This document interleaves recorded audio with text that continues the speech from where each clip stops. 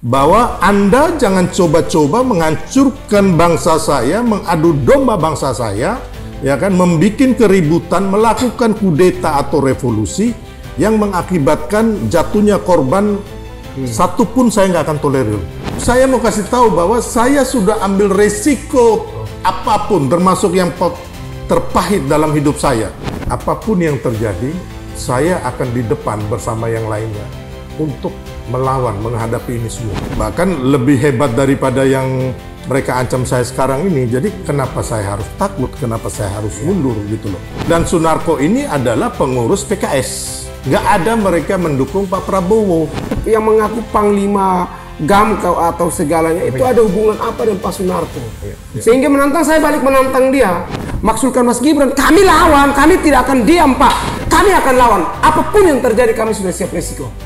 RPI dan FPI ini yang akan mendirikan negara khilafah yang akan kita lawan selamanya. Edi Mulyadi ini pecundang gitu loh, yang konyol, gobloknya pergi minta maaf, mau nangis karena dia menghina orang Kalimantan gitu loh ya. Bilang jin ya, intelijen, kau jangan bodoh lagi lah, capek lah dengar orang-orang pelawak kayak kalian ini. Baru ini gak lucu lawakannya, intelijen bohong-bohongan. Saya kasih tau kau, jadi nggak ada kami diperintah Pak Jokowi. Dia loncat dari atas panggung, dia gini, bode gini.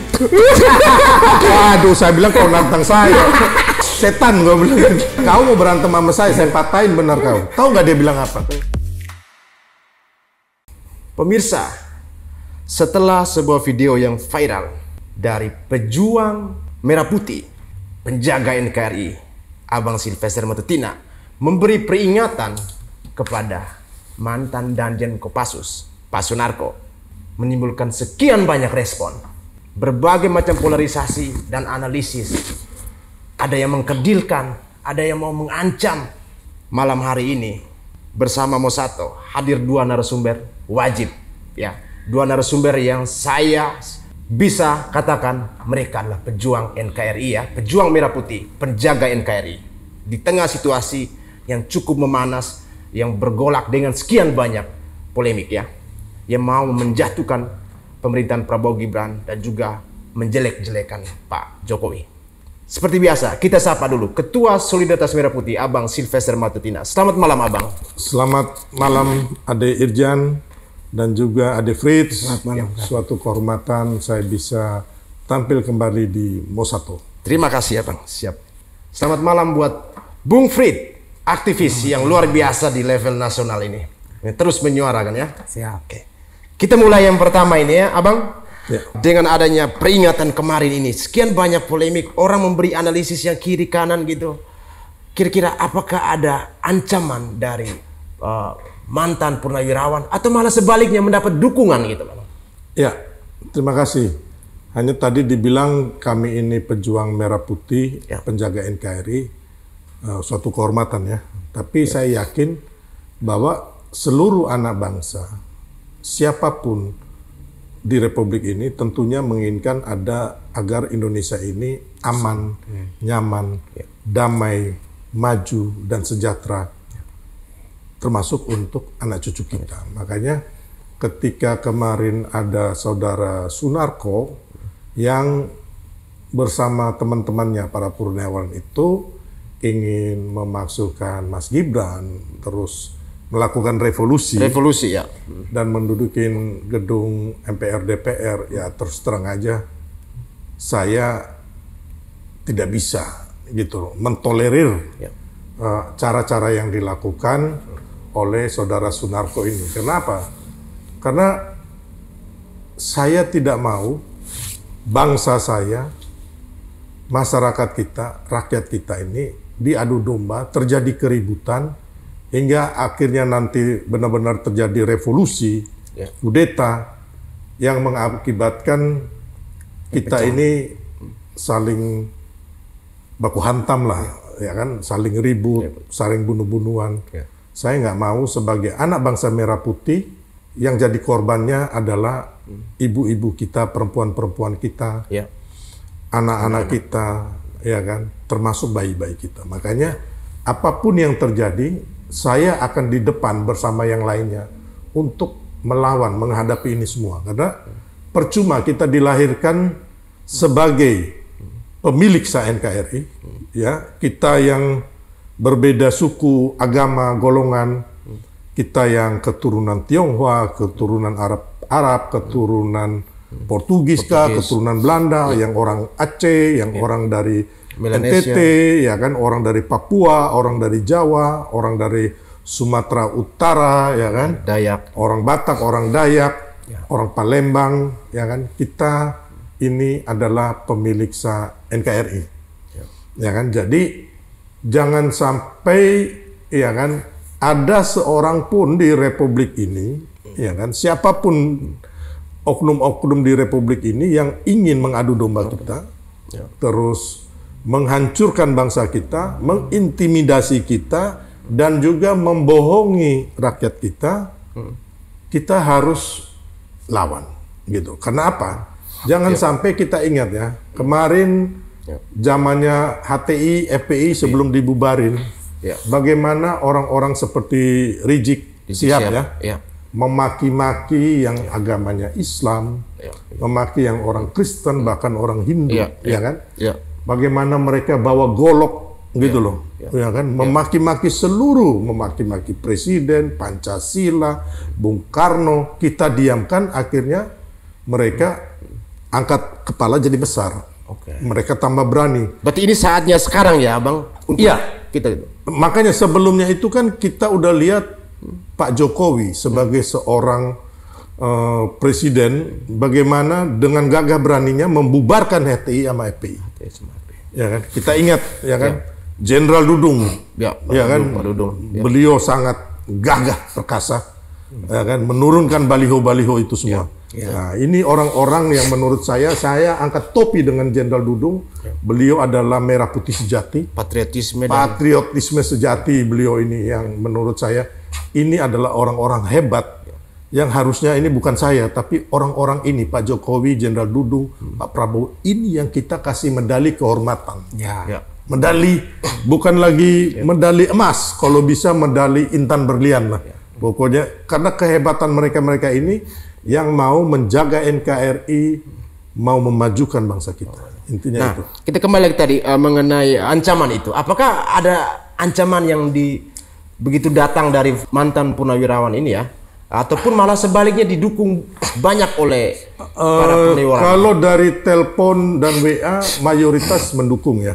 Mayoritas mendukung ya. Mendukung dari para senior-senior, ada yang dari TNI, Polri, terus para pejabat, terus masyarakat yang biasa ya, dari seluruh Indonesia, entah itu dari bapak-bapak petani, nelayan, terus sopir angkot, terus teman-teman aktivis, teman-teman ibu-ibu, banyak sekali mendukung. Nah, ada juga yang mencoba hanya meneror ya. Meneror ya. Jadi seperti apa terornya itu? Jadi hanya kemarin-kemarin baru beberapa hari ini, 1-2 hari ini mereka ada yang ya WA, terus telepon, terus kalau yang WA dia ada kata-kata nggak sopan ya kan, terus kasar gitu ya. Saya ladenin, terus saya tanya ya kan, katanya mau cari saya atau apalah ya. Oh ya, sampai mau mencari abang ini. Saya bilang gini, kamu nggak usah cari saya, kamu di mana saya yang datangin.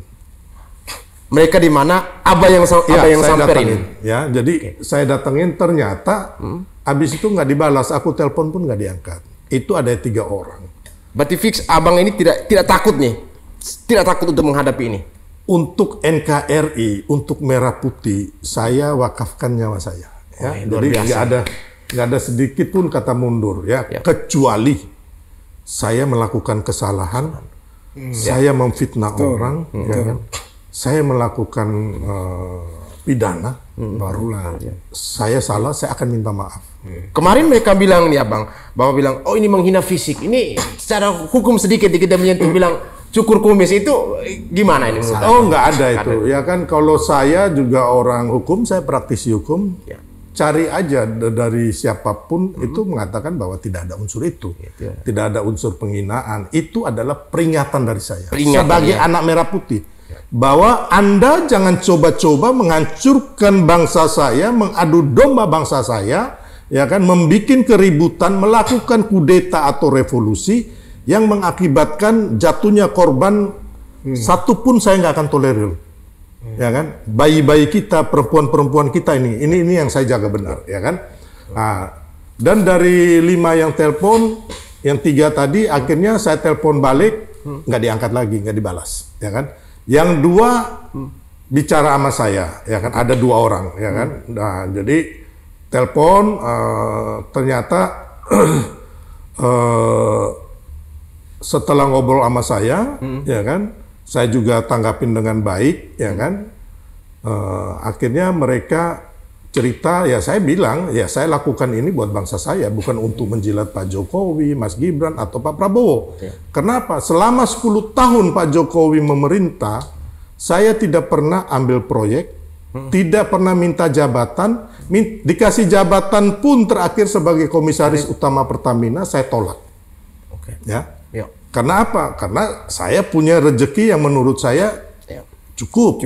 Gitu loh. Saya mempunyai pegawai, karyawan, dan banyak orang-orang yang mendapat rezeki juga dari saya lah, ya kan. Jadi intinya kan bahwa pemirsa, kalau Anda ingin mengetahui tentang bagaimana Abang Sylvester kehidupan, tanya ke saya. Ya, saya saksi mata, saya bisa menjelaskan kalian secara detail ya, bagaimana kehidupannya ya dari kampung sampai ke Jakarta ya. Ya. Kalau dukungan banyak dari senior ya, dari TNI, Polri, semualah, termasuk dari Kopassus, dari saudara-saudara Brimob dan semua angkatan lah intinya. Karena saya juga bergaul, banyak saudara saya di sana, senior-senior saya juga di sana. Waktu COVID juga saya bantu di perumahan-perumahan TNI, Polri, dan juga di pesantren, di masyarakat. Itu semua orang tahu lah. Kita bisa lihat Google di media itu ada, ya kan. Saya membagikan sembako, saya melakukan vaksinasi, saya punya ambulans untuk mengangkut orang yang meninggal ataupun orang yang kena COVID ke rumah sakit. Ya, dan itu murni dari uang Abang sendiri ya? Iya, dan juga ada bantuan dari teman, termasuk bantuan dari Pak Jokowi dan beberapa pengusaha ya. Jadi intinya yang tadi kembali lagi 2 orang ini setelah bicara sama saya terangkan bahwa saya anak bangsa merah putih. Saya harus berbicara ketika terjadi adu domba, ketika terjadi ada orang yang ingin menghancurkan bangsa saya, bangsa kita gitu. Dan akhirnya mereka baik, mereka akhirnya mengatakan bahwa kami nggak menyangka ternyata abang ini di pihak yang benar, abang ini sangat merah putih. Kami minta maaf, 2 orang ini minta maaf. 2 orang ini minta maaf ya? Sadar ya? Iya, karena saya menjelaskan bahwa mereka baru tahu bahwa saya tidak pernah dari mendukung Pak Jokowi semenjak 2013, ya kan, sampai kemarin Pak Jokowi selesai, saya nggak mendapat apa-apa gitu.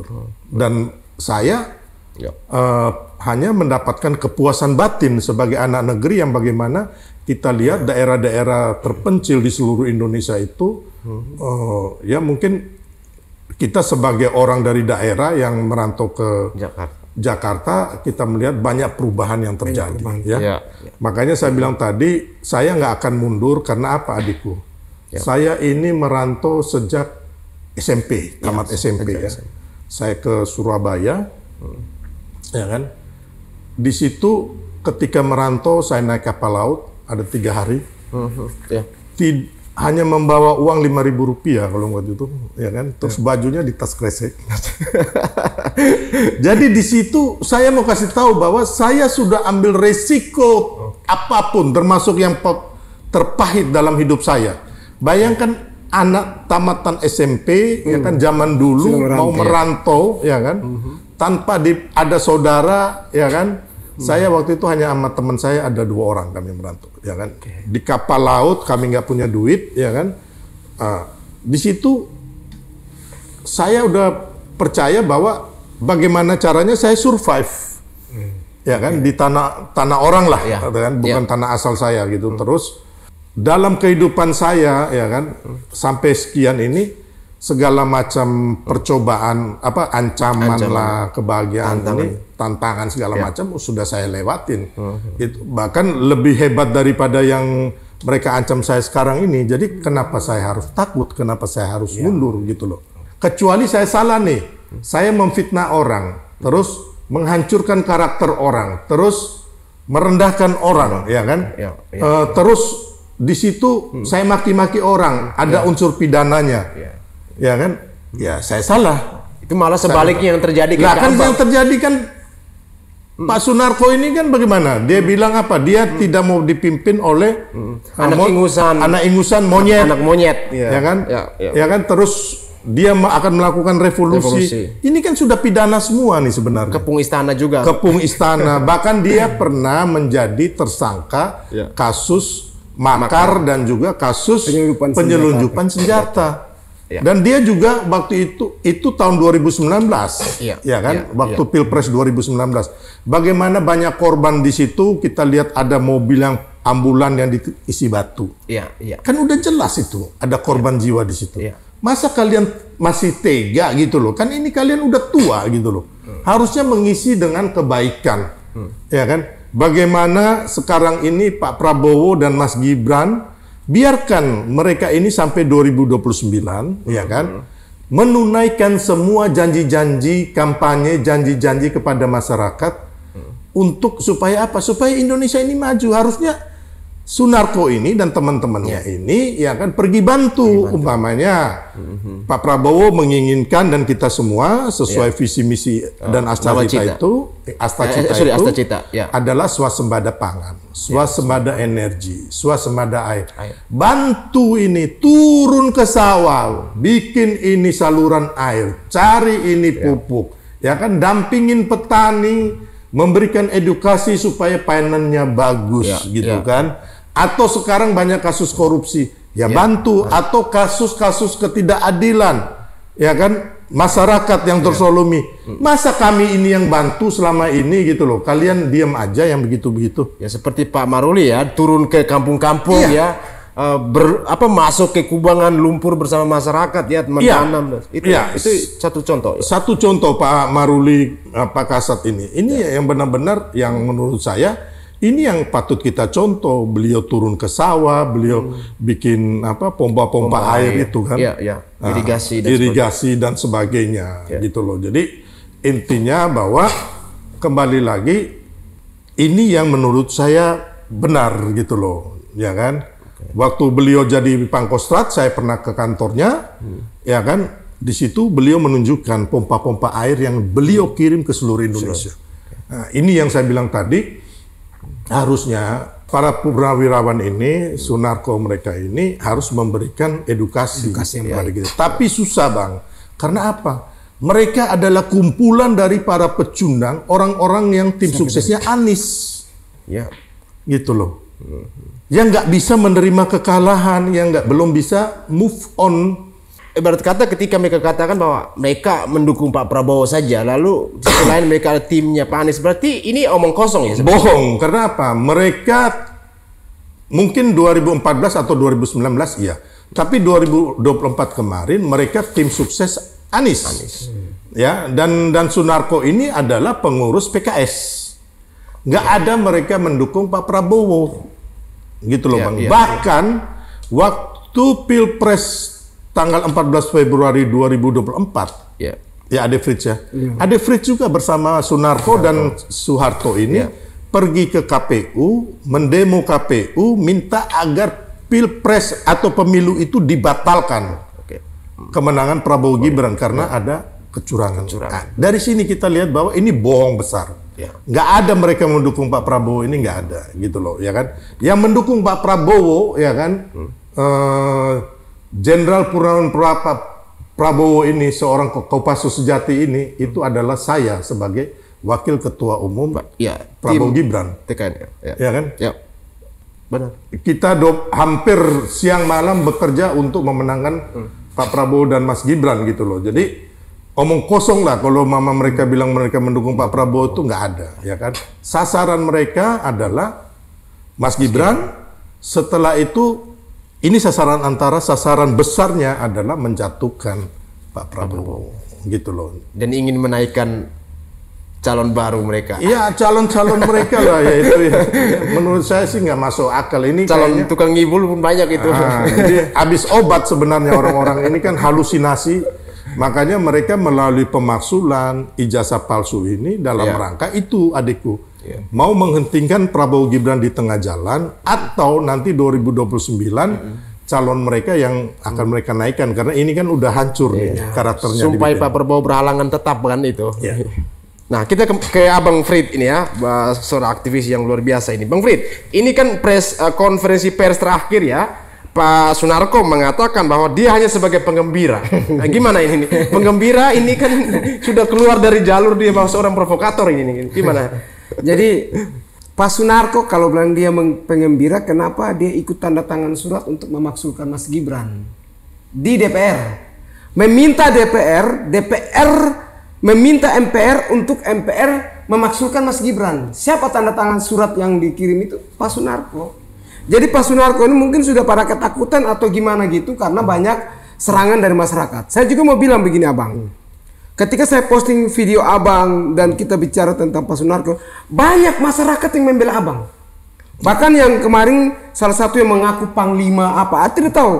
Saya tidak mengerti itu yang mengaku Panglima Gamkau atau segalanya itu ada hubungan apa dengan Pak Sunarko.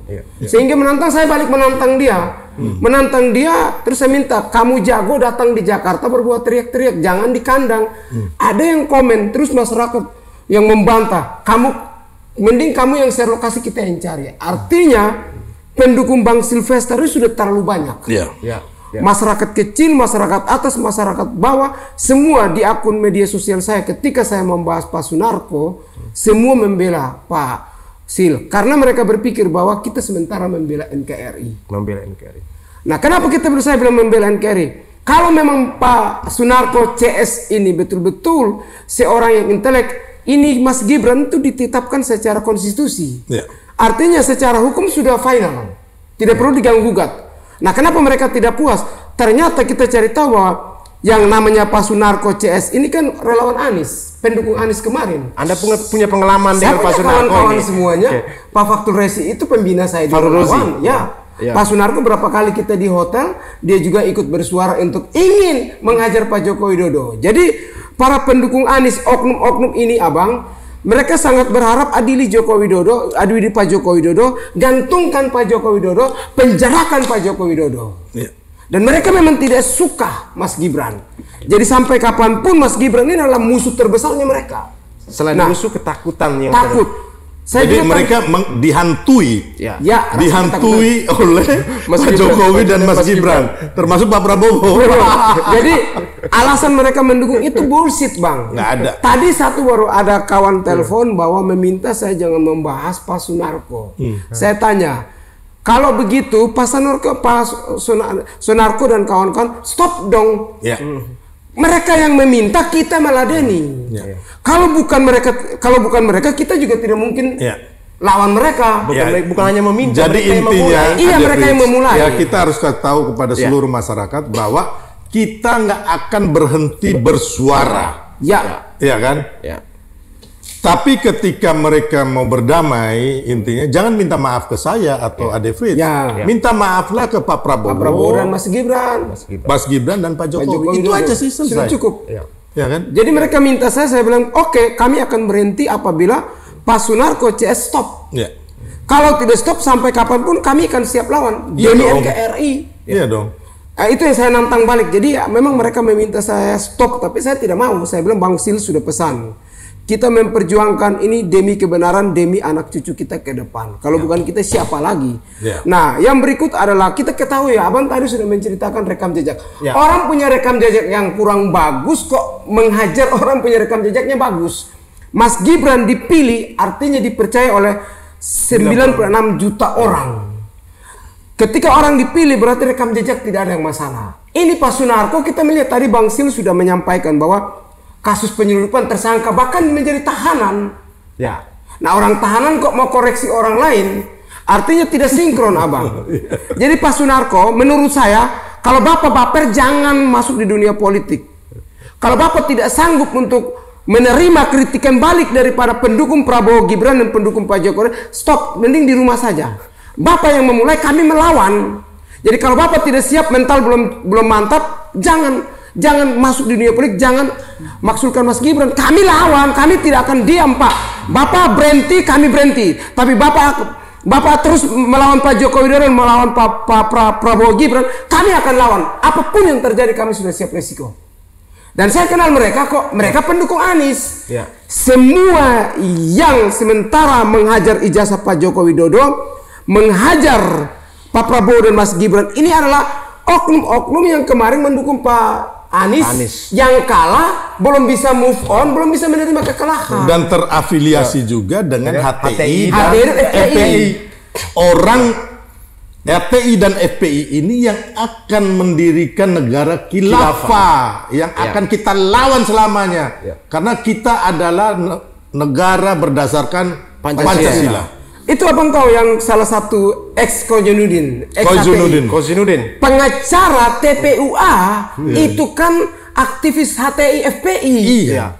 Kok mereka masih sembah sujud gitu loh bang? Nah. Sementara kita tahu rekam jejak FPI dan HTI ini kan kurang bagus untuk NKRI. Makanya bukan kurang bagus, sangat tidak bagus. Karena itu Pak Jokowi harus kita bumi hanguskan. Ya. Gitu. Orang-orang ini pasukannya sakit hati. Masa mereka masih pergi sembah sujud kepada Om Kozinudin yang sekarang menjadi kuasa hukum Roy Suryo CS mereka? Iya. Artinya mereka mendukung dong manusia-manusia bibit-bibit yang ingin merusak NKRI, yang ingin mendirikan negara khilafah. Kita tidak ingin negara ini negara khilafah. Mereka kan selalu bertanya, mau jadi apa negara ini kalau dipimpin Mas Gibran? Berarti mereka punya keinginan untuk menjadikan negara ini negara khilafah. Nah itu. Saya bangkit abang. Waktu itu kami masih bersama-sama, tapi saya melihat ini sudah berlebihan. Ya. Sehingga saya memilih, kalau begini tidak bisa, mending saya mendukung Pak Joko Widodo. Saya melihat dari rekam jejak Pak Joko Widodo. Om Irjen tahu, 2014 saya dukung Pak Prabowo. 2019 saya dukung Pak Gibran. Ya. Dan Pak Jokowi. Ya. Tapi pas 2023 saya melihat bahwa karena memang, maaf bang, saya di salah satu partai. Sehingga mau tidak mau partai itu mendukung Pak Anies. Ya. Saya harus ikut dukung juga dong. Sebagai kader, saya harus ikut mendukung. Dan setelah selesai Pilpres, saya kembali mendukung Prabowo Gibran dan mendukung Pak Joko Widodo. Salahnya di mana? Bahkan kemarin bang, teman-teman yang ingin hajar kita di Mabes Polri, di Bariskem Polri, di Mabes, itu kan pendukung Anies yang di mana saya pimpin mereka demo KPU abang. Jadi sekarang Ade menyesal nggak mendukung? Menyesal. Kenapa? Mereka mengatakan bahwa saya manusia penjilat, manusia baser bayaran, dibayar oleh Pak Joko Widodo, dibayar oleh Pak Prabowo Gibran. Terus mereka mengatakan bahwa saya jual negara bang. Ya itu kan nggak ada, itu kan omong kosong mereka. Ini kita berdua mau terang-terangan ini. Tidak pernah ada bayaran dari Pak Jokowi. Kita Rp1.000 sampai hari kita belum pernah ketahui. Ya pastilah itu kan. Hanya sekarang maksud saya, Ade menyesal itu kenapa dukung Anies itu? Ternyata saya melihat rekam jejak Pak Anies. Maaf abang, seorang negarawan sejati belajar Caimin dan Pak Prabowo dan Pak Surya Paloh. Kenapa? Ketika Pak Prabowo melawan politik dan Pak Joko Widodo, Pak Joko Widodo menang. Pak Prabowo dengan legowo lapang dada, demi negara saya siap jadi bawahan.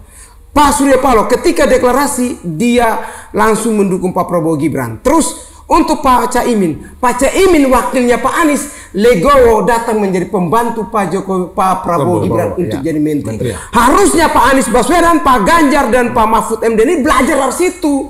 Sampai hari ini mereka masih menjadi pecundang. Makanya menurut saya ini petualangan politik. Hanya ingin mementingkan kepentingannya, tetapi kepentingan rakyat mereka tidak pedulikan. Kalau saya Pak Anies Baswedan, ketika Pak Caimin sudah datang kepada Pak Prabowo jadi menteri, saya bawa diri pergi jadi menteri demi rakyat, bang. Jadi sekarang Pak Anies termasuk gelandangan politik. Iya, menurut saya memang gelandang politik. Apalagi yang mau ini. Jadi sekarang beliau mencari teman-teman. Pak Anies, Pak PKS sudah tidak terima, makanya ketika maju gubernur kan tidak dipakai oleh partai politik. Nasdem tidak terima, PKB yang kemarin dukung tidak PDIP nggak mau. Apalagi kemarin membentuk ormas apa itu yang dia datang. Bingung akhirnya karena Pak Anies tidak buka suara sehingga pengikut-pengikutnya menyerang. Jadi intinya udahlah, Pak Anies kasihan sebagai gelandangan politik, ya kan. Untuk Pak Sunarko, ya kan, ya sudah sekarang berbaik-baiklah terhadap republik ini. Jangan mau mengadu domba atau mau menghancurkan ini. Kami nggak akan stop, kami akan terus bersuara dan melawan itu, Pak. Ya, kami tidak takut, bang. Ya, di belakang kita ini kan berjuta-juta rakyat yang siap, yang mencintai NKRI ya. Pejuang merah putih. Nah, ini kita bergeser ketika peringatan Abang ini ditanggapi oleh seorang yang mengatakan jin buang anak. Tapi itu saudara Edi Mulyadi ya. Kemarin ada podcast sama orang intelijen. Benar nggak intelijen itu, Bang? Saya rasa mungkin dia intelijen dari itu. Kalau di Israel itu intelijen itu Mossad. Ya kan? Kalau di Rusia tuh KGB, ya kan? Kalau di Amerika itu CIA. Nah, jadi kemungkinan dia gabungan dari intelijen ini. Berarti palsu dong, Bang. Jadi gini, orang setahu saya mengenal teman-teman intelijen dari yang atas sampai yang paling bawah, sering bercengkerama. Mereka tidak pernah berani mengungkapkan dirinya sebagai intelijen. Benar. Ya kan, bahkan kalau umpama di tempat-tempat itu kan mereka menghindar dulu di tempat-tempat keramaian. Kalau ketemu kan di tempat-tempat agak yang sepi, dan mereka juga mengatakan bahwa nggak usah ngomong bahwa mereka sebagai intelijen. Ya, identitas mereka itu ditutup. Tapi yang lucunya intelijen ini siapa namanya? Siapa namanya? Raja Chandra atau siapa itu? Ini orang ternyata dibohongi oleh Bitor Suryadi. Yang bayar listrik ya. Bayar listrik. Jadi lucu intelijen ini. Kok dibohongin sama Bitor Suryadi yang mengatakan ijazah Pak Jokowi dipalsukan di Pramuka oleh Profesor Paiman, oleh Saudara Anggit, Saudara David, Saudara Widodo, Saudara Eko Sulistyo. Ini teman saya semua nih. Yang katanya ada yang minta jabatan di Abang. Iya. Ini Pak Sunarko kan. Jadi intinya enggak, kalau yang mantan-mantan purnawirawan ini ada yang minta jabatan. Oh, ada ya? Ada yang waktu itu ke Solo menemui ibunya Pak almarhum Pak Jokowi, nggak dapat, minta tolong saya. Oh iya. Ya kan? Terus ada juga yang dicopot dari menteri, akhirnya ngomel-ngomel, ngamuk-ngamuk, kenapa saya dicopot dan sebagainya. Ada. Jadi ini hampir teman-teman saya juga, ya kan? Terus ada lagi, tapi ini sama saya baik sih. Pak Sutioso baik. Itu waktu beliau menjadi calon kepala BIN, saya yang membantu. Ya, mensosialisasikan, karena kan beliau nggak diterima di kalangan aktivis dan juga organisasi masyarakat dan relawan, ya kan? Karena dulu kasus 27 Juli atau apa dan sebagainya lah, ya kan? Akhirnya saya mengumpulkan teman-teman aktivis buka puasa bersama di rumahnya di Cibubur. Terus buka puasa bersama lagi, waktu itu puasa-puasa di restoran Madam Ching di Menteng, ya kan? Bahkan saya mensosialisasikan Pak Sutioso di di Car Free Day hari Minggu, termasuk saya yang mendampingin Pak Sutioso RDP dengan DPR.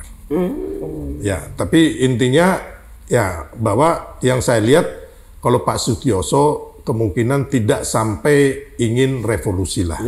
Saya tahu beliau juga orang baik, saya hormat sama beliau, dan juga waktu saya membantu tidak satu perak pun saya mendapat bayaran dari Pak Sutioso. Akhirnya beliau jadi kepala BIN. Terakhir waktu beliau jadi kepala BIN mau selesai, ya saya masih ketemu sama beliau. Intinya itu. Jadi saya juga kenal ibunya, anak-anaknya, mantan purnawirawan ini. Saya kenal semua, termasuk anak cucunya. Jadi kembali lagi bapak-bapak semua kan Anda menuduh Mas Gibran begini-begini. Ya kita kan punya anak cucu yang belum tentu baik dan benar semua. Gitu loh. Saya boleh mengatakan kepada para purnawirawan ini, jadilah contoh kepada kita semua yang lebih muda gitu loh. Mari kita bangun bersama-sama NKRI. Ya kan, mari kita dukung Pak Prabowo dan Mas Gibran hingga selesai 2029. Terus kalau bapak-bapak mau mendukung orang lain selain Pak Prabowo dan Mas Gibran, nanti kita bertarung lagi secara sehat, secara baik di 2029. Gitu loh. Bang, ini saya mau buka sedikit masalah tadi sebut Om Edi. Ya, Pak Edi Mulyadi itu yang jin Om Edi ini kita melihat saja dia dituding bayar saksi di kasus KM50. Yang berikut ini saya lagi cek nih. Ada lagi dituding hina Prabowo. Pak Prabowo dihina sehingga apa tuh bahasanya tuh? Ini nih. Makan mengeong ya? Ya. Macan ngeong. Macan mengeong. Udah dilaporkan di Polda Ya, Sulut. dari DPD Sulut yang DPD Gerindra Sulut yang melaporkan mereka. Terus ada lagi mengatakan bahwa tersangka kasus tempat Kalimantan ya, tempat buang jin menghina masyarakat Dayak dan Kalimantan. Akhirnya makanya Edi, kau kan minta maaf begini-begini mau nangis kan?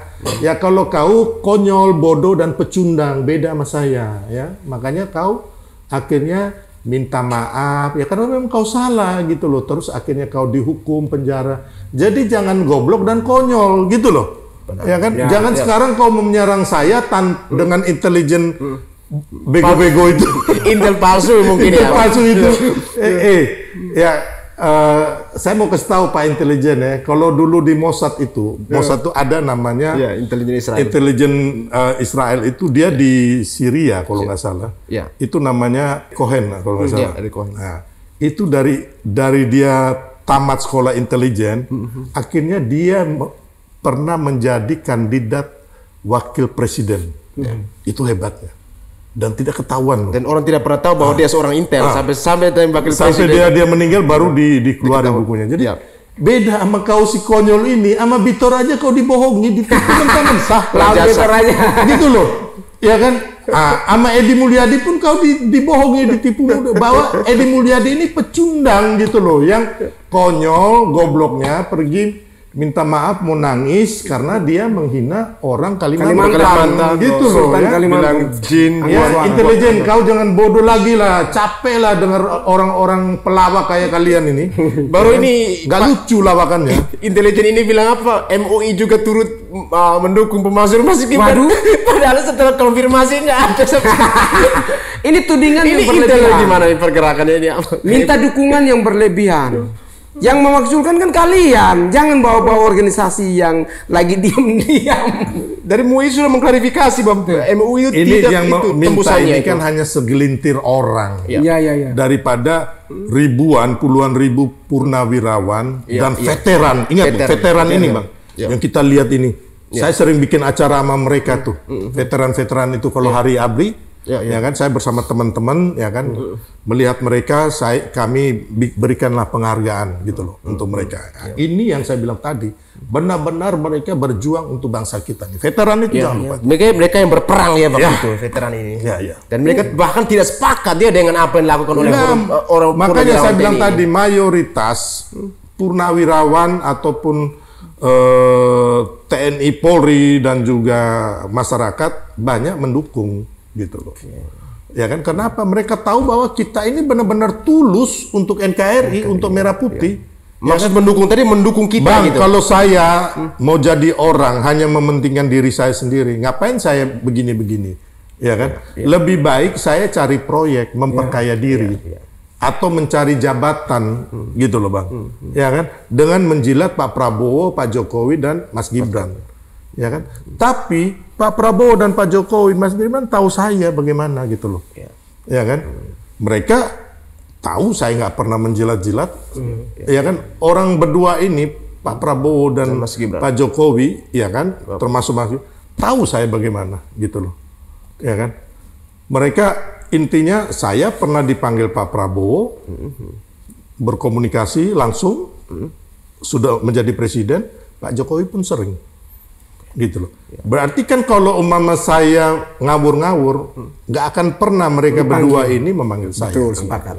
Gitu. Apalagi yang mengaku ini Edi yang ujaran sarah. Iya, itu kan sarah itu, kebencian. Orang ucap sarah kok menuding kakak Sylvester dengan bahasa yang kurang tepat. Jadi Bang Edi, sebelum Anda koreksi orang lain, alangkah baik Anda koreksi diri dulu. Karena kita bongkar rekam jejak pun orang juga sampai ini Edi Anda kau minta maaf. Pecundang kau itu.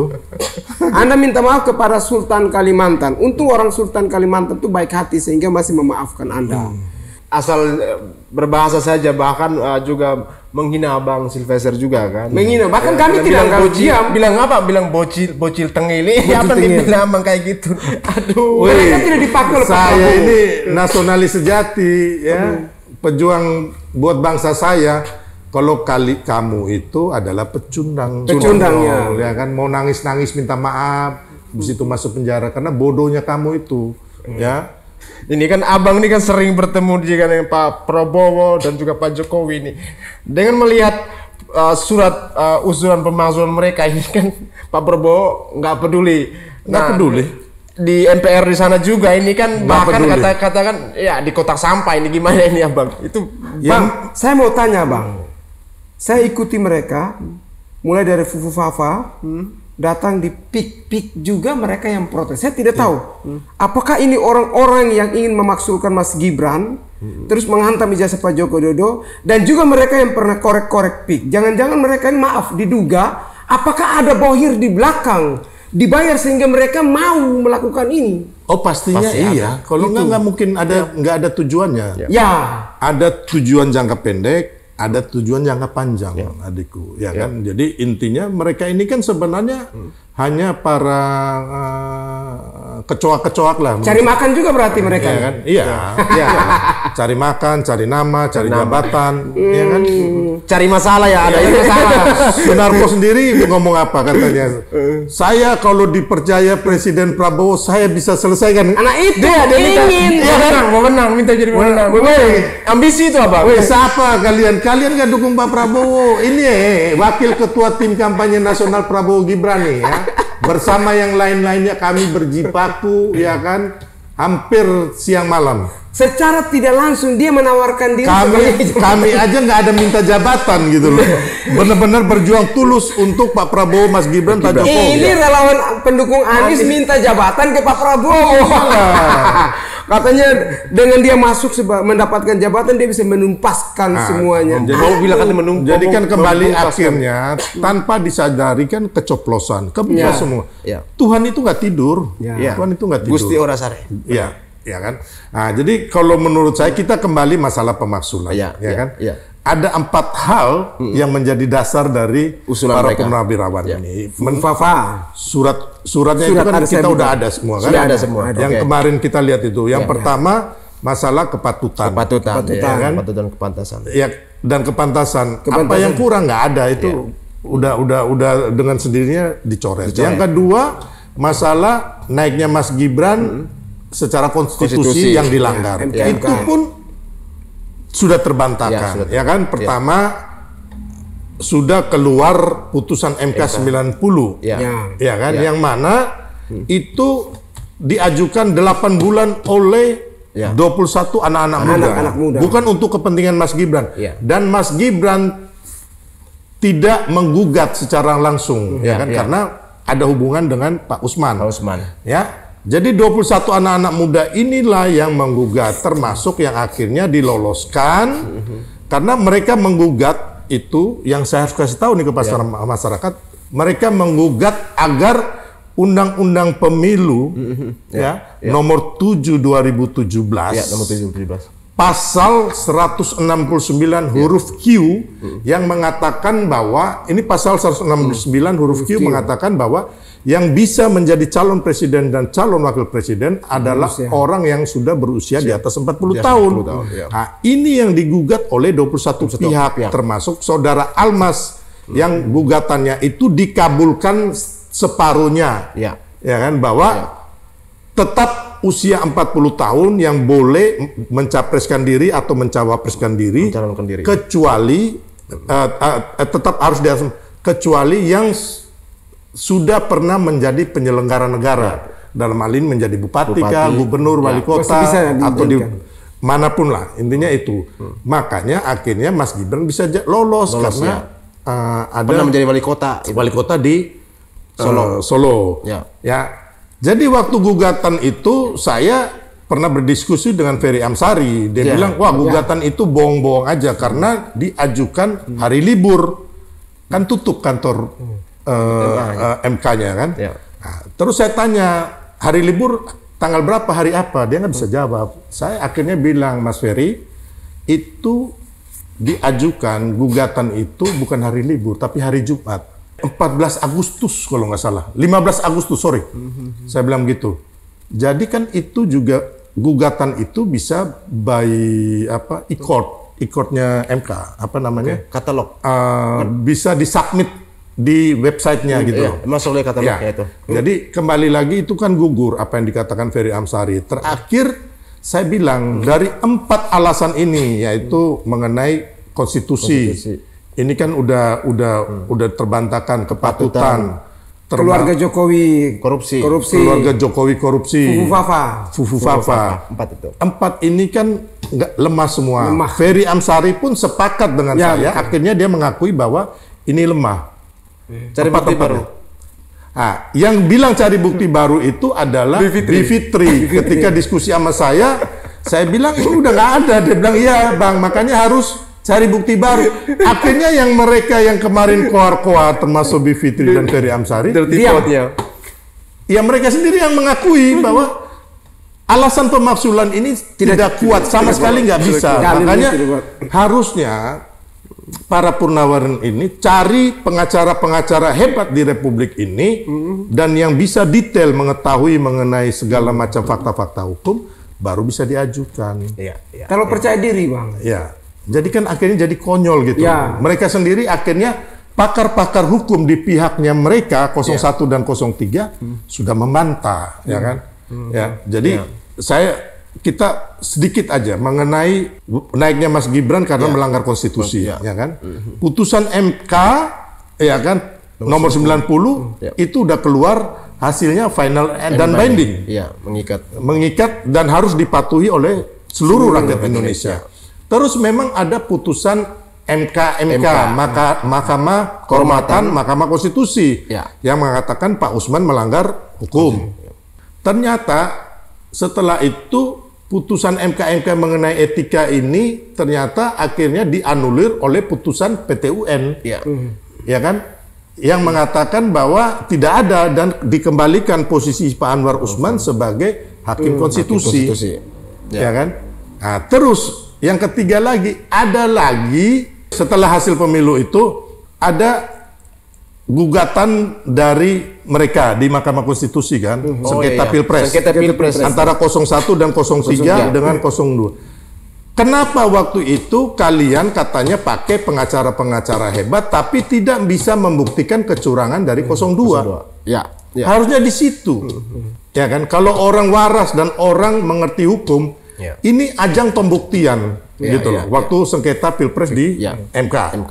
Akhirnya MK memenangkan 02 Pak Prabowo Gibran. Setelah itu mereka mencoba lagi mengajukan gugatan di Petun. Ya kan? Di Petun itu mereka minta agar Prabowo Gibran tidak dilantik. Tapi akhirnya kan ditolak. Pak Gayus Lumbun itu. Pak Gayus. Ya kan? Seorang profesor yang hebat juga. Itu pun ditolak. Dan juga TPDI. Dengan TPDI.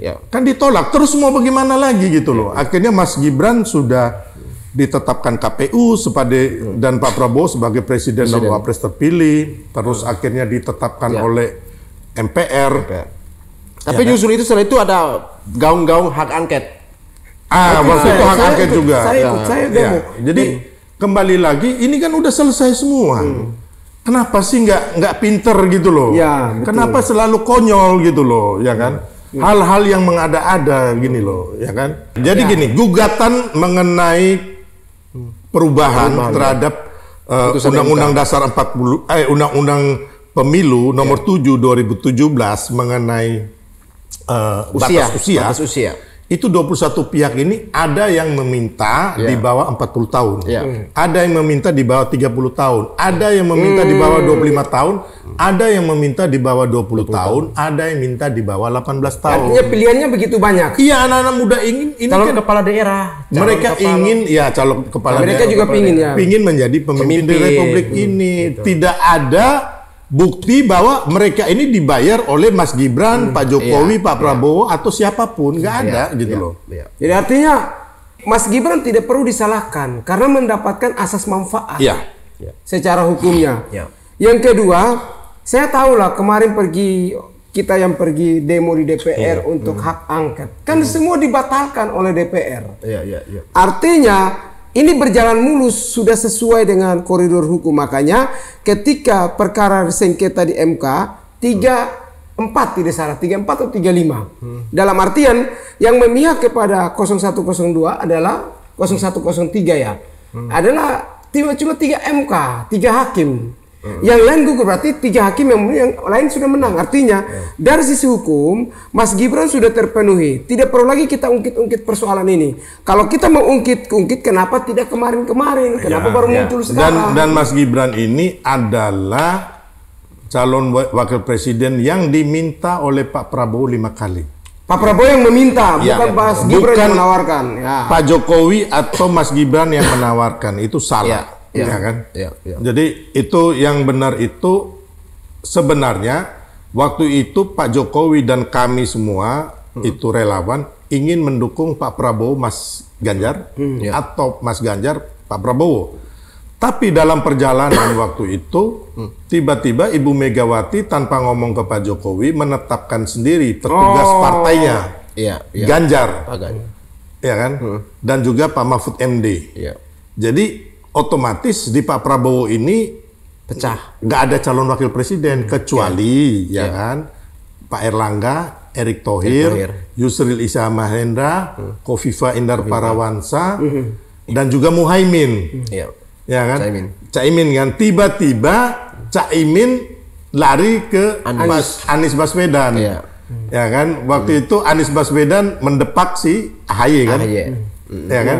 Dipilihlah si Caimin. Jadi sisa ini nih Erlangga, Yusril, Erik sama Kofifa.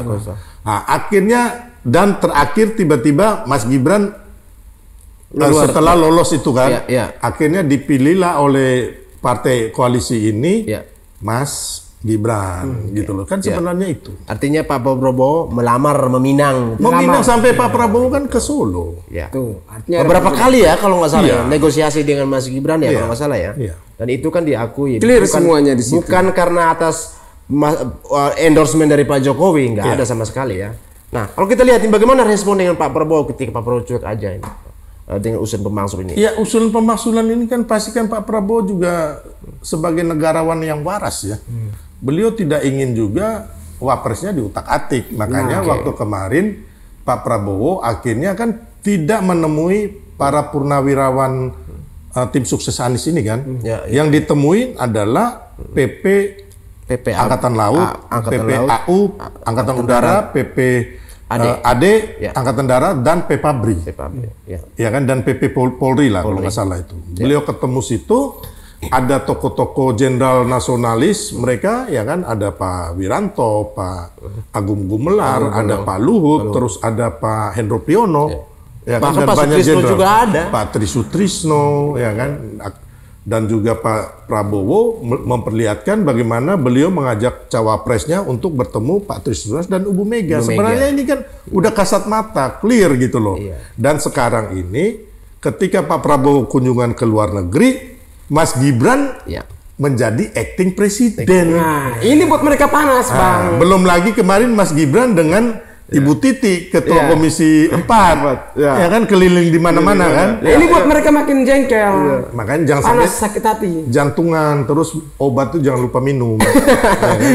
Ya tuh. Nah, jadi kembali lagi isu pemaksulan ini kan sudah dibantah oleh Bang Musani, Ketua MPR, ya kan.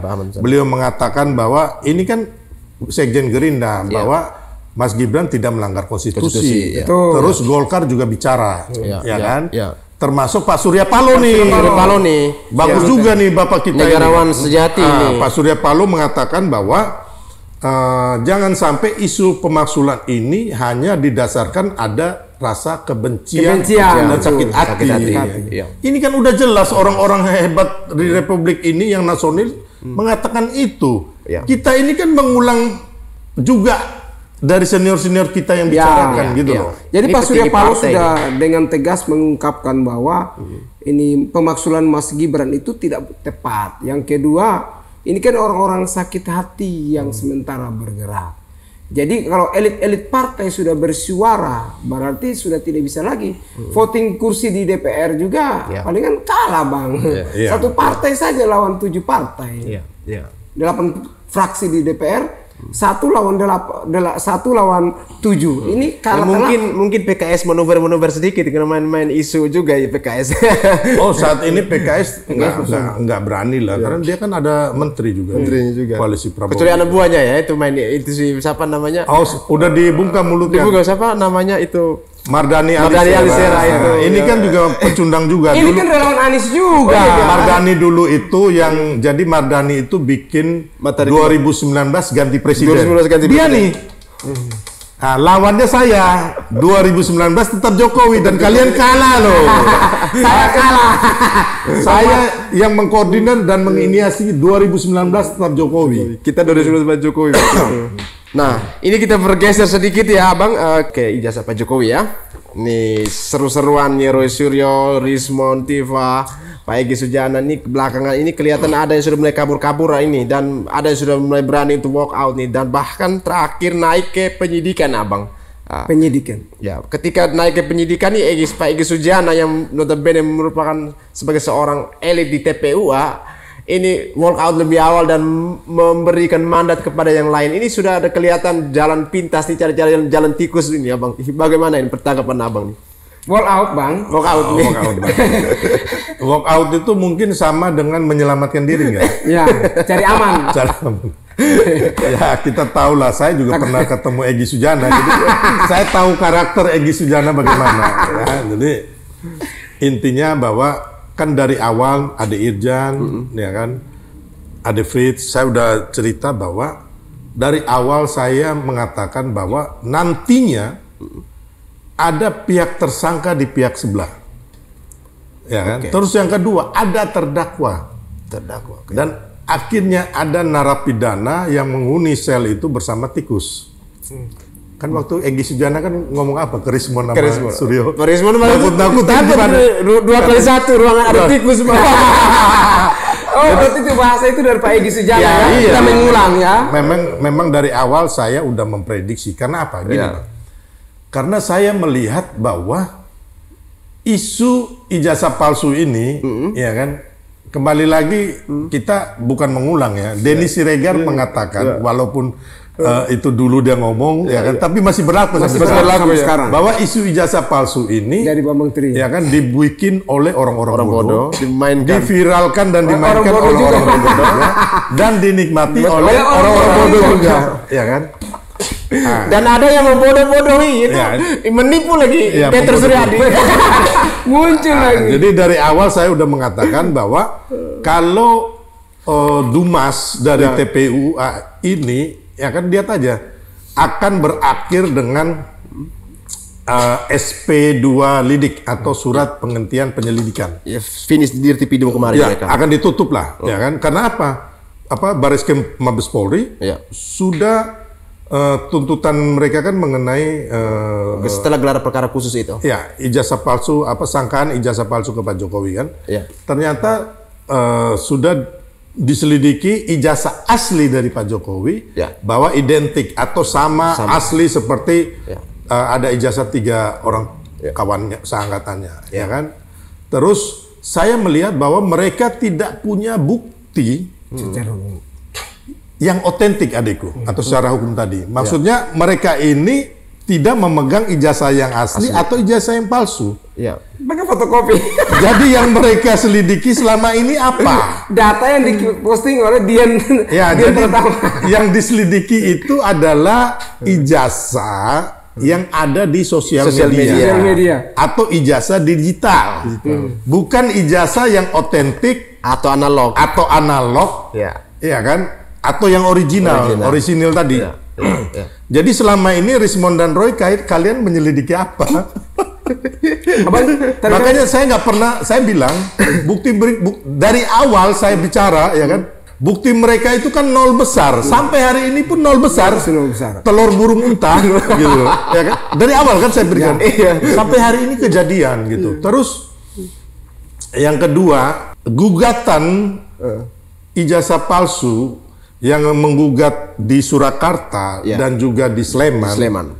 Ya kan, termasuk yang digugat itu adalah Gajah Mada, Universitas, Rektor, Dekan, teman-teman Pak Jokowi. Itu juga nantinya akan ditolak atau Sudah. SNO. Bahkan di Solo kan sudah ditutup. Sudah ditolak kan? Ditolak. Karena dikatakan ya, yang pertama mungkin nggak ada legal standing, yang kedua pengadilan tidak berhak berwenang untuk memproses perkara ini. Saya udah bicara kan, dan terjadi. Bukan saya ini paranormal, tapi ini kan sebagai praktisi hukum. Ada Fritz juga pengacara sekarang ya kan? Sudah pengacara. Kita udah memprediksi. Karena apa? Akan berulang lagi gugatan ini ditolak atau NO seperti waktu 2-3 tahun lalu ada 2 gugatan di PN Solo dan juga di PN Sleman, Jakarta Pusat. PN Jakarta Pusat. Dua-duanya ditolak. Sudah jurisprudensi kan waktu itu. Ya, berarti kan udah ada jurisprudensinya. Ya. Tinggal yang di Sleman ini hasilnya juga sama pasti. Benar. Nah, jadi yang akan berjalan ini adalah pidana 310-311. 310-311 ya kan, Laporan Pak Jokowi.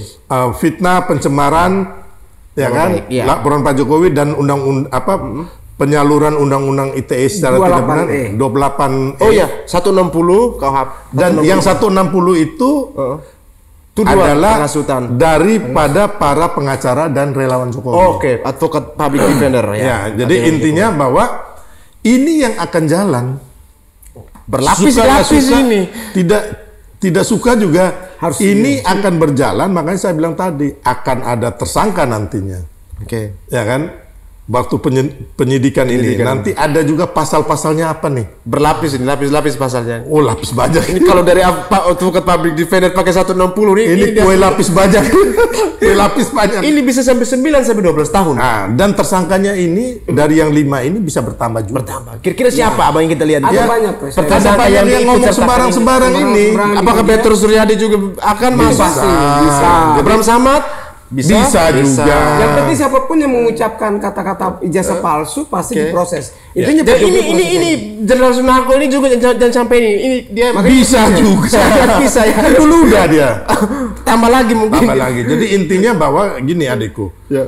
Bahwa nanti kita tinggal sekarang ini menurut saya kita udah nggak perlu lagi gimana ya resah, gelisah, marah-marah. Nggak perlu. Sekarang ini kita nikmati. Follow up aja. Sinetron atau telenovela dari Roy Suryo dan teman-teman yang tertawa atau menangis ya kan, kita nikmatin saja dagelannya mereka ya kan. Jadi termasuk yang saya bilang tadi para purnawirawan itu yang akan mau menduduki gedung DPR, somasi. Sudah lewat 7 hari nih apa somasi? Udahlah mendingan berbuat baik, berdoa ya kan. Ngapain juga dudukin gedung DPR MPR?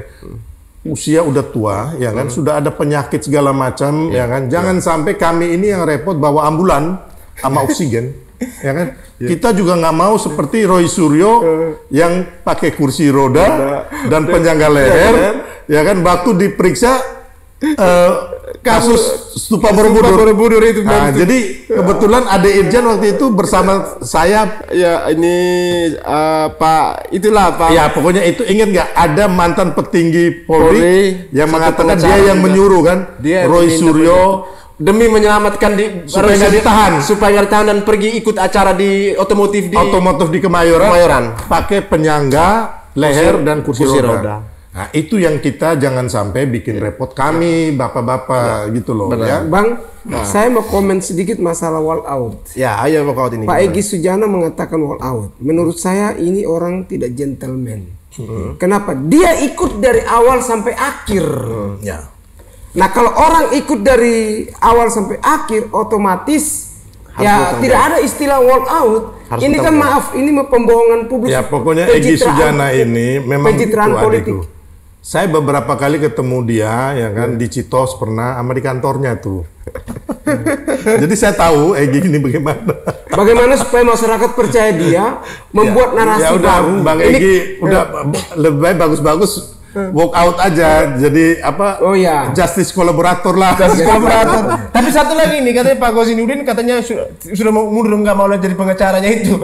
Ya itu gimana? Kata bila udah nggak ada bayaran. Semoga lah. Artinya kan kalau barang siapa yang terus melanjutkan, mereka takut Pak Jokowi dituntut juga. itu ada rasa ketakutan. Karena mereka sudah tahu bahwa kalau misal di Barreskrim Polri itu sudah ditolak dan sudah dihentikan, otomatis Polda yang jalan. Persoalan yang ada di Polda. Laporan Pak Jokowi di Polda yang jalan sudah masuk pada penyidik, Bang. Penyidik kan tinggal sedikit lagi. Tersangka kira-kira, nah ketika ditanya berapa siapa tersangka, kan mereka nggak jawab bahwa nanti ada. Kalau nanti ada ya sudah tahu bahwa beberapa orang ini yang menuding Pak Joko Widodo siap masuk. Ya, kalau saya lihat 5 orang yang dilaporkan ini masuk semua. 5 sekawan ini masuk, bakal masuk semua. Bahkan nanti ada bertambah si A, B, C, D, E. Yang relawan-relawan yang dengan over PD percaya diri mengatakan ijazah Pak Joko Widodo palsu, itu pun juga memang harus dilaporkan biar ada efek jerah buat itu nanti. Ini banyak nih. Kayak mereka sebenarnya tuduhan ke saya, tuduhan ke Ade Fritz, tuduhan ke Pak Paiman, ya kan? Terus Pak Paiman juga lapor Bang Farah itu pemerasan Eko Sulistyo. Kemarin aku teleponan sama Eko Sulistyo. Iya Pak Eko Sulistyo. Eko Sulistyo bilang kurang ngajar si Bitor, kita nggak tahu apa-apa dia bawa-bawa. Jadi kembali lagi mengenai ijazah palsu ini, ya kan? Saya bilang tadi kan yang akan berjalan ini kita nantikan sinetron telenovela dari Roy Rismond, Fadila, Tifa, sama Egy Sujana, ya kan? Terus yang sedikit membingungkan dan menyisakan, kadang-kadang akhirnya otak saya bisa ruwet juga gitu loh. Kenapa? Saya bilang ruwet ADV. Pertama, mereka menuduh ijazah palsunya itu dilakukan pemalsuannya oleh UGM. Makanya mereka menggugat UGM dan menggerbek UGM kan? Iya. Berarti kan dipalsukan sebelum tahun 2005. Sebelum Pak Jokowi mencalonkan jadi wali kota, memakai ijazah Fakultas Kehutanan bergelar insinyur Haji Joko Widodo, ya kan? Terus tiba-tiba dengan munculnya Bitor, ya kan, si pelawak ini, bukan bohong ini. Pemeras lah.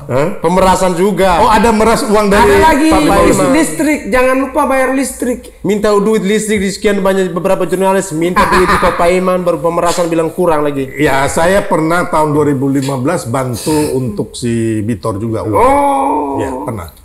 Jadi saya ngasih uangnya di Plaza Senayan waktu itu. Jadi dia sengaja memainkan isu. Terus lanjut tadi ya Bang, terus. Nah, jadi intinya kok tiba-tiba ada datang pelawak lagi, ya kan, namanya Bitor yang mengatakan bahwa tahun 2012 itu ijazah, terus itu SKCK, itu KTP, itu apa surat-surat kesehatan itu untuk pencalonan gubernur dipalsukan di Pasar Pramuka tahun 2012. Ini kan konyol. Maksudnya begini loh. Alangkah konyolnya ya, timnya Pak Jokowi ya. Istilahnya kan udah dipalsuin nih tahun 2005, sebelum tahun dulu. Kenapa palsuin lagi tahun 2012? 2 kali palsu. Harusnya tinggal di copy paste kan? Paling kalau mau diupdate mungkin SKCK.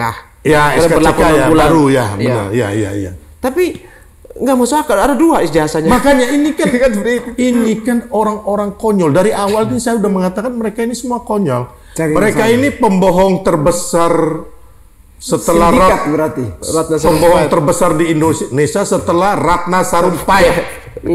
Ya kan, ingin nggak? Ratna Sarumpait katanya dipukulin orang. Itu yang ternyata dia operasi plastik itu. Teman-temannya. Jadi kayaknya mereka ini gurunya itu bukan. Ada buahnya Ratna Sarumpait. Ratna di bawah sedikit, mereka lebih atas. Apakah Pak Bitor ini menjadikan momen ini supaya dia terkenal, orang wawancara, ujung selesai wawancara sudah viral minta uang listrik, bayar listrik Bang. Maksudnya gimana bayar listrik ini? Ya gini ya Bang. Makanya kita lagi ganggu-ganggu tuh Bang. Kan ada salah satu jurnalis mau wawancarai Pak Bitor. Setelah wawancarai, videoin Pak Bitor ini WA.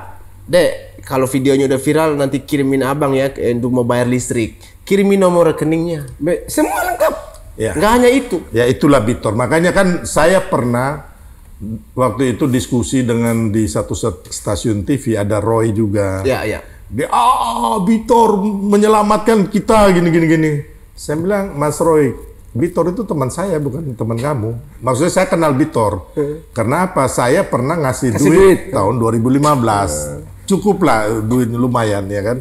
Di atas yang dikasih Pak Iman 15 juta itu, saya kasih lebih besar. Terus yang kedua, Bitor ini waktu itu pernah dinonaktifkan dari kantor staf presiden.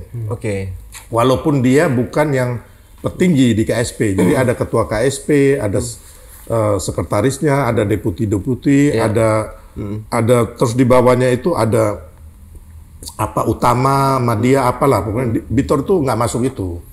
Jauh sebagai pembantu-pembantu lah. Nah, setelah itu dia memalsukan surat atas nama kepala kantor staf presiden dan kop surat presiden, kantor staf presiden untuk kepada pengusaha. Setelah itu dia dinonaktifkan, berarti dia biasanya kan ada meja-mejanya lah, ya kan, yang anak-anak bawah itu kan berapa orang itu. Akhirnya dia nggak ada lagi di situ, dia dapatlah gudang. Nah, ada gudang itu ternyata ada tempat teleponnya juga, dia sambungin ya kan. Terus dia bilang dia undang saya, dia bilang, "Bro, kita bisa telepon pengusaha-pengusaha dari telepon ini." Nah, itu ceritanya Bitor. Makanya saya kan udah bilang bahwa Bitor akan melakukan apapun untuk sesuatu. Nah, apakah mungkin ini dengan masuknya Pak Bitor seolah-olah mau membantu Pak Roy, Rismon dan sebagainya, ini pasti kena palak semua mereka di diam-diam. Apakah benar nih Pak Roy? Jangan-jangan Pak Bitor juga palak duit di kalian ini nih? Karena setelah kemarin kan Pak Iman aja dia palak juga. Mereka nggak punya uang udah. Rismon jualan buku, kata orang, siapa yang bilang sama saya di Amazon jual luar negeri ada laku katanya. $20 katanya. Itu bisa beli 1 juta eksemplar abang ya? Ya, saya mau beli Bitor itu, Rismon. Manusia gua muka kayak batu itu, ya kan? Jadi kau jangan sombong-sombong, kau menghina-menghina orang dan bilang mau jadi komisaris. Woi, itu komisaris saya nggak perlu. Saya jadi komisaris ditugaskan oleh Presiden Republik Indonesia dan saya tidak boleh nolak, saya kasih tahu kalian. Ya, karena presiden yang minta. Ya. Nah, terakhir ini kita kembali lagi ke yang poin awal tadi ya. Ketika abang memberi peringatan keras ini, ada orang melihat ini body shaming ataupun lain, tapi ada pandangan yang lain juga yang mengatakan bagi mereka seolah-olah mengatasnamakan institusi ini peringatan abang itu. Gimana? Nggak ada, saya nggak pernah menyinggung institusi apapun, korps apapun, baik TNI, Polri. Saya sangat mencintai Kopassus, TNI, Polri, Brimob.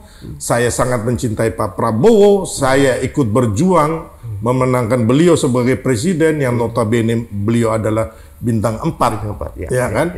Nah, jadi nggak ada. Bahkan mayoritas senior-senior itu menelpon saya memberi dukungan, termasuk banyak masyarakat, ya kan? Intinya begini, kalau saya body shaming atau apa, ada pidananya, laporkan saya dong. Ya kan? Kan gampang gitu loh. Laporkan saja. Laporkan saja gitu loh. Kalau memang di situ ada kesalahan saya. Malah mau mengancam aja, mau karungin ini, kita apa karungin balik apa? Karungin. Emangnya mental didikan mereka begitu? Emang dikit-dikit karungin orang. Karungin pakai kelapa. Emang kapan kalian karungin orang? Emang kami ini buah kelapa apa? Kami ini punya kaki, tangan dan otak, ya kan? Nah, saya kasih tahu kalian juga punya keluarga, punya istri dan anak. Kasihan nanti anak istri kalian. Itu loh, ya kan? Dari Bung Frit, kira-kira nih mengenai Pak Sunarko nih, apa yang mau dikatakan ini? Pak Sunarko, karena Anda yang memulai, kami melayani.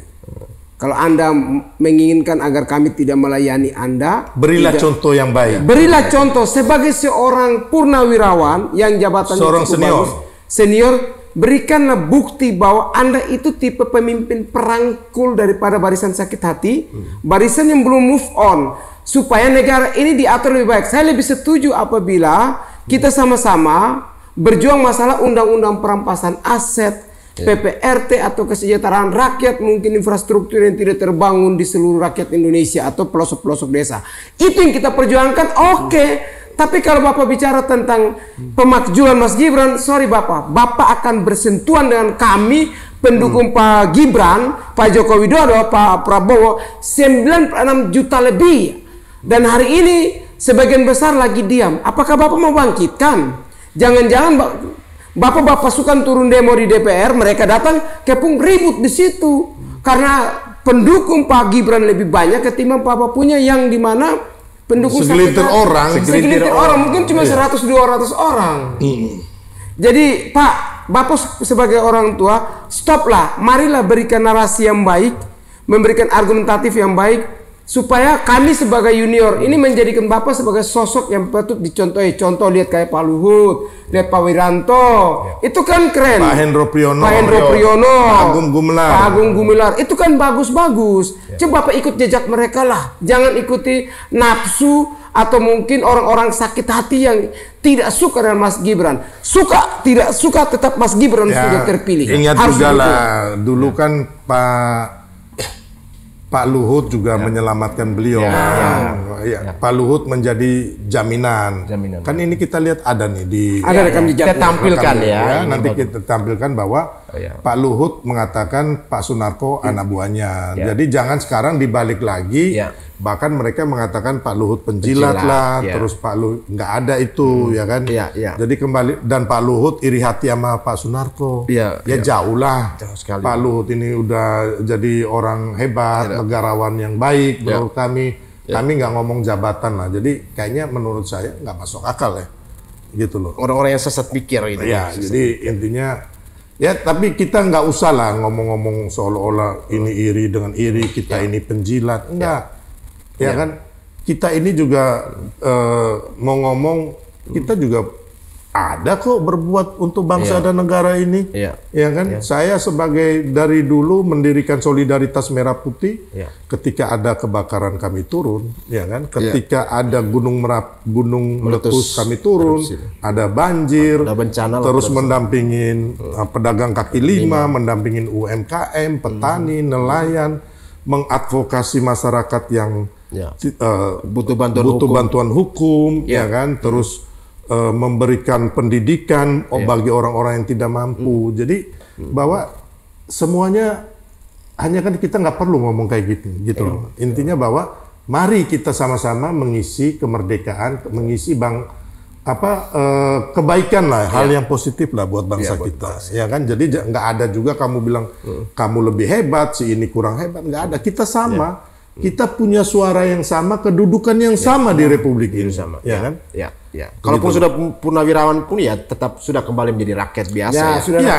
Dan kita kan menghargai, ya kan? Sebagai yang senior. Tapi kalau senior ini mau menghancurkan bangsa kita, kita lawan, melakukan kurang ajar dengan memaki-maki orang gitu, menyelundupkan senjata, mau makar, ya nggak mungkin kami ini diam, Bapak, gitu loh. Kepung KPU itu kan? Semua terekam jelas ya di digital ya, bagaimana Pak Sunarko sebelumnya dengan begitu gagahnya ingin mengepung istana, mengepung KPU ya, dan beberapa dosa-dosanya lah yang sebelumnya, bahkan dia seharusnya berterima kasih kepada Pak Luhut, tapi malah harus berbalik badan ya, mengatakan Pak Luhut penjilat ya, seperti yang sudah dikatakan, ditegaskan oleh Abang ya, dan itu terkonfirmasi baik di sosial media ya. Kalau nggak salah waktu itu penjaminnya dua, Pak Luhut sama Ketua Kapolri, Pak Tito Karnavian. Pak Tito Karnavian. Pak Kapolri waktu Pak Tito Karnavian ya, itu penjaminnya dua putra bangsa terbaik ya. Jadi Edi Mulyadi dengan itu Intel Rajasa, tipu-tipu ini. Jangan memutarbalikkan fakta lah, ngomong sembarangan bahwa tidak ada andil Pak Luhut dan Pak Tito dalam pembebasan Pak Sunarko gitu loh. Pak Rajasa itu yang membawa surat klarifikasi. Satu lagi si Rajasa ini gobloknya lagi, bodohnya lagi, konyolnya lagi, dia mengatakan bahwa Pak Jokowi itu menciptakan dan memelihara relawan. Benar. Ini orang konyol benar-benar. Dari sini aja kau ngomong sembarangan. Dari mana dia bisa tahu? Jadi gini, siapa nama intelijen ini? Rajasa, Sri Rajasa. Saya kan malas kayak najis saya mau ngomong namanya Rajasa ini. Ada jasa-jasanya. Rajasa, saya kasih tahu kau ya. Kalau kemunculan relawan Jokowi ini adalah sebelum Pak Jokowi itu nyalon di Gubernur DKI. Saya kasih tahu ya. Itu bertumbuh relawan karena mereka spontanitas melihat Pak Jokowi baik dan benar. Waktu itu Gubernur DKI. Setelah itu muncul lagi waktu Pak Jokowi mau nyalon presiden. itu tidak ada Pak Jokowi membentuk, tapi masyarakat itu muncul. Secara spontan. Ya, umpama pedagang di daerah sini, ibu-ibu pengajian, jadi muncul gitu loh. Terus aktivis. Dan harus Anda kasih tahu, saya kasih tahu ya, saya Ketua Umum Solidaritas Merah Putih. Solmed ini terbentuk tahun 2005. Deklarasinya 16 Agustus 2008. Sebelum Pak Jokowi masuk sebagai Gubernur DKI. Ya. Intelijen bohong-bohongan, saya kasih tahu kau. Jadi nggak ada kami di perintah Pak Jokowi, ya kan?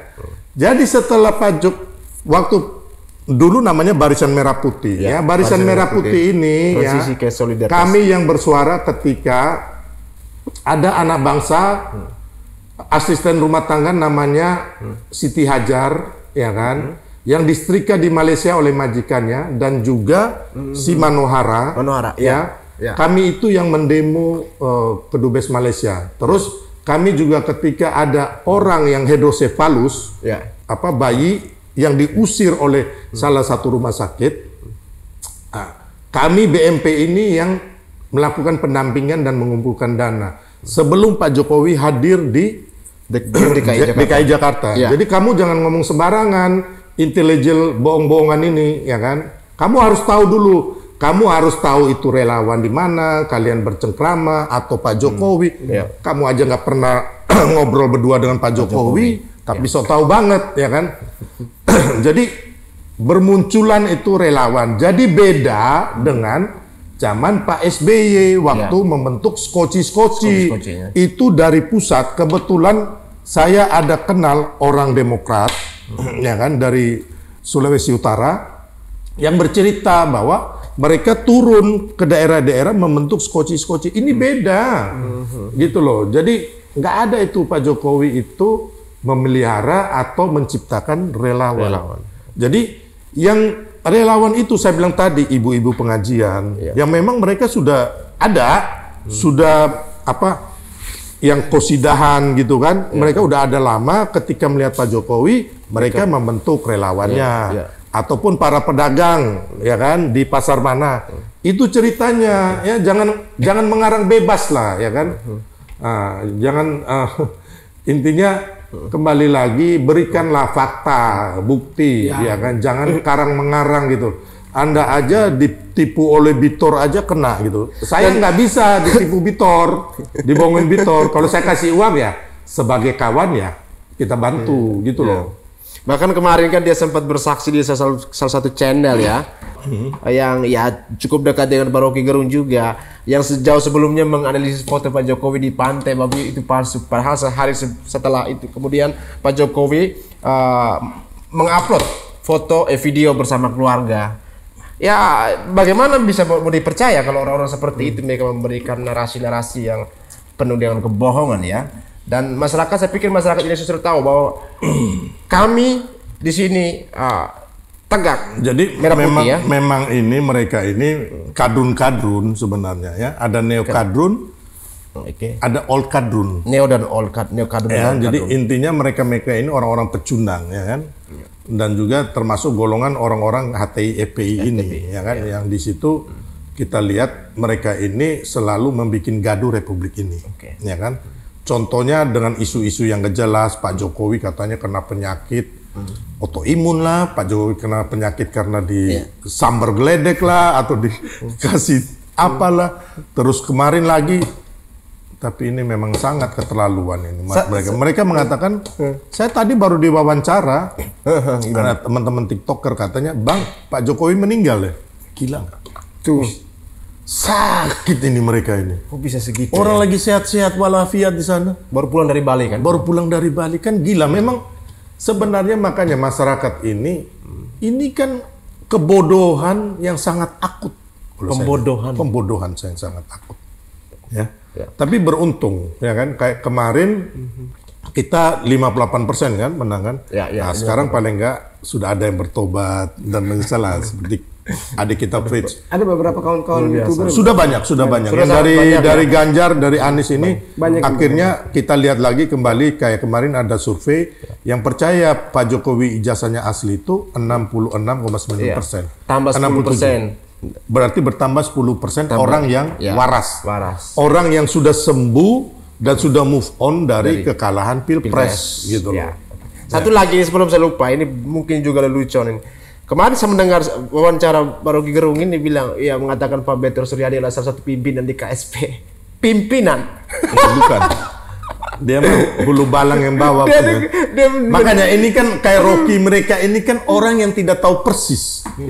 Asal bicara, ini mah tukang bohong, tukang tipu, ya kan? Jadi Rocky pun ini manusia playing victim.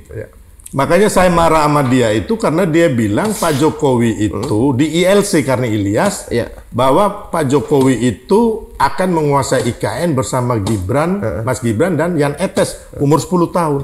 Terus abis itu dia bilang Pak Jokowi iri hati dengan Pak AHY dan Ibu Megawati karena tidak memiliki partai, makanya mau ambil alih PDIP dan Golkar. Ini kan sakit orang ini. Terus saya bilang, tanya sama dia, Bung Rocky, Anda ini paranormal atau Tuhan ya?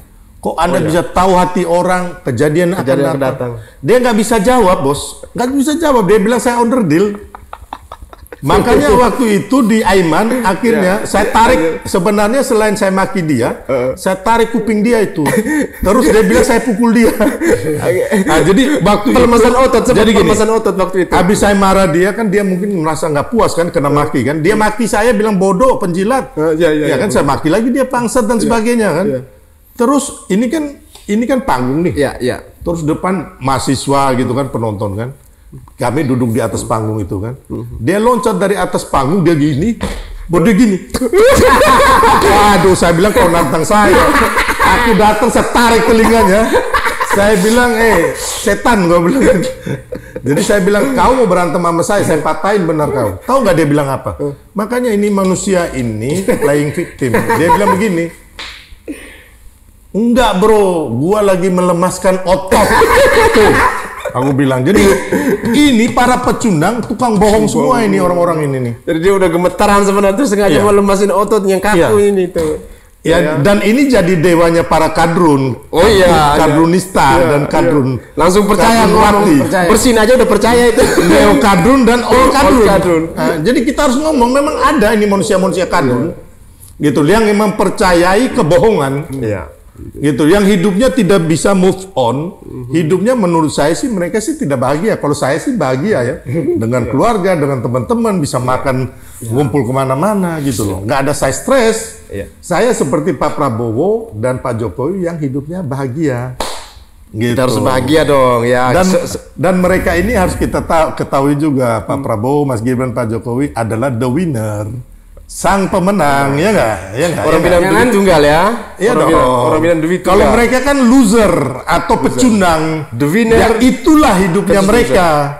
Ya kan, selalu sakit hati, busuk hatinya, otaknya juga selalu bagaimana caranya menghancurkan orang, terus mengadu domba orang, kan mereka itu golongan. Saya bilang makanya di monolog saya sebelum saya bilang otaknya mereka tuh kayak labirin, jadi tidak pernah menemukan jalan keluarnya kemana. Putar sudah sakit hati, jadi sudah kan banyak kan yang jadi apa gelandangan politik kayak Amin Rais. Itu provokatornya tuh. Anies Baswedan, Refli Harun. Ya, itu gelandangan politik semua. Belum lagi yang sakit jantung, akhirnya mati, ya kan? Dengan rasa sakit hati gitu loh. Belum lagi yang sengaja, bukan sengaja ya, sakit-sakitan, yang mabok out dan sebagainya. Itu semua lah definisi dari sakit dari para orang-orang yang barisan sakit hati ya. Dan kita berharap ke depan ini bahwa polisi segera terus kita kawal ya, kita kawal. Ya sudah, kalau saya, menurut saya adikku, masalah pemaksulan kan nggak ada bukti-buktinya ya. Kalian stop lah, kalian stop, kita juga stop. Kalau kalian mau gas, kita juga gas.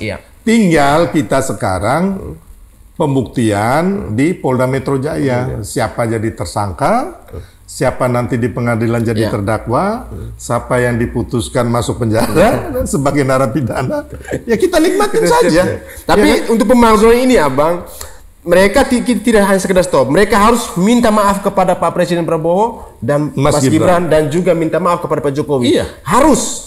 Mereka harus meminta maaf. Kalau mereka mau berhenti, sebagai apa? Ya sebagai warga negara Indonesia, pemilik sah NKRI, ya gitu, supaya bisa menghargai gitu. bahwa isu itu tidak habis. Jadi kalau kalian minta kami mundur dan stop, mimpi kali ya. Mereka mimpi. Mereka Kita mimpi. tidak akan berhenti. Halu. Nggak akan ini. Bah, ini malah Pak ini Sunarko bilang, jangan diam, kita lawan, ayo. Kapan? Tadi siang. Terus? Jangan diam, saya balas. Kenapa? Dan jangan diam terus. Kami lawan, dia bilang. Kami juga lawan. Terus ini saya bilang tanya, emangnya masanya berapa juta orang di depan saat konferensi pers suruh jangan diam. Terus ini apa? Jangan terprovokasi dengan narasi-narasi Pak Jokowi yang selama ini bilang nih Pak Jokowi sudah membangun Indonesia 10 tahun. Saya bilang gini. Memangnya 10 tahun, memang Bapak nggak pernah masuk jalan tol, masuk jalan rapat atau jalan tikus nih. Jadi orang-orang yang punya apa ya? Saya bilang ya udah, mata kalian tuh buta, mata kalian tuh buta, telinga kalian tuli, hati kalian busuk, pikiran kaliannya kotor. Pikiran kalian tuh seperti labirin gitu. Yang selama ini tidak pernah tahu berterima kasih ya apa yang sudah Pak Jokowi berikan selama 10 tahun walaupun dengan susah payah. Tapi kita nikmati saat ini. Jadi saya katakan bahwa Pak Jokowi memulai, Pak Prabowo melanjutkan, Pak Gibran eksekusi, ya. Bukan kalian mau mengeksekusi balik, mau membuat revolusi. Kita pemilik saya NKRI, kita semua ini adalah pejuang merah putih ya. Di belakang Presiden Prabowo dan Wakil Presiden Pak Gibran ada jutaan masyarakat Indonesia. Di belakang Pak Jokowi juga ada jutaan masyarakat Indonesia yang masih sangat kuat mencintai mereka ya. Duit tunggal yang perlu kita jaga terus untuk 2029 ya. Kalau pemakzulan terus kalian gaungkan, kami juga tidak akan berhenti ya. Kami juga tidak akan pernah berhenti untuk melawan kalian ya. Kita pemilik saya NKRI, dua narasumber saya ini, dua abang saya ini adalah saya nobatkan menjadi pejuang merah putih ya. Pejuang merah putih yang selalu tahan banting ya, tidak pernah merasa untuk mundur ya. Siapapun yang mau melawan, kita sikat ya. Apapun kita tolak revolusi, kita berantaskan semua barisan sakit hati. Ikut terus Mosato di episode berikutnya.